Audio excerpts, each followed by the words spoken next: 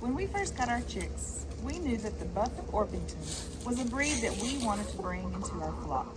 We knew that they were easy to get along with, good egg layers, and had a tendency to go broody, which one of our girls has done successfully.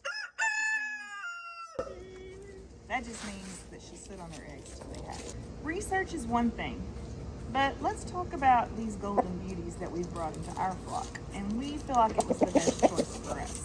They've been some pretty special girls. The Buff Orpington is a heritage breed developed for both egg and meat production.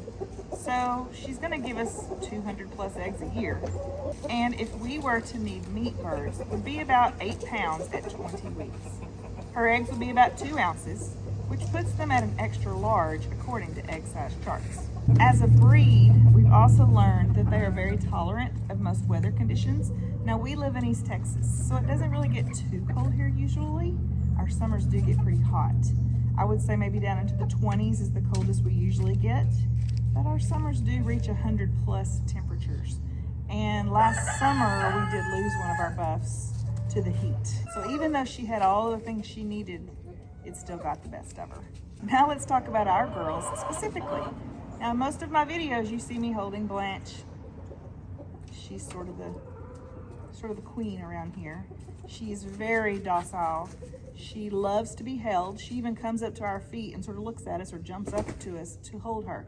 But when she was little, she lost one of her little claws, one of her toenails that I say, and she was limping around. We were holding her more, so we think that's why she likes to be held. But either way, we enjoy holding her too. We also have Dorothy. Now Dorothy is the one that has gone broody, and she has hatched 3 baby chicks. She doesn't let us hold her as much. She's not as much of a people chicken as Blanche is here, and we're not really thinking she's laying right now since she's had her chicks since she went broody. Blanche, on the other hand, she's a pretty good egg layer. Dorothy has gone broody once so far. We didn't know what was happening at first, but she puffed up her feathers like a basketball and got all kinds of grouchy. After a couple of days of this, she made her way to a laying box and refused to leave. We weren't opposed to her going broody, even though it was late fall. She sat on 8 eggs, and we saw 3 chicks hatch as a result. She did lay 3 or 4 days after going broody, so we were pretty sure those weren't fertile anyway. She mothered them pretty well, but once they were big enough to get out of the run, they made their way under the fence, and we're pretty sure something picked them off one at a time. So we don't have our baby chicks anymore. Now, both of our buffs have very good temperaments. Blanche, of course, is, we feel like, the better temperament, but Dorothy is a sweetheart too.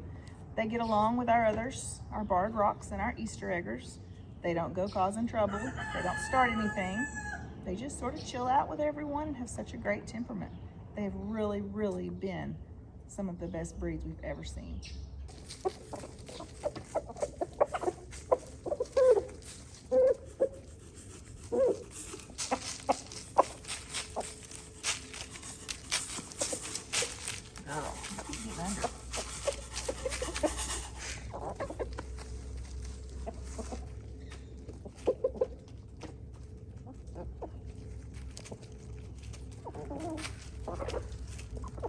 As far as size goes with the Buff Orpingtons, you can see here that they're very similar to our barred rocks and our Easter eggers.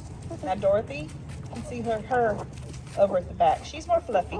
She is larger like the barred rocks. And Blanche is a little more petite like our Easter eggers.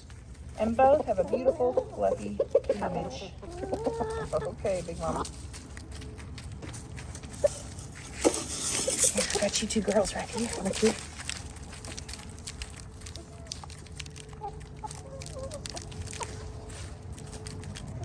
Yeah, we don't tell everybody else you're some of our favorites, do we?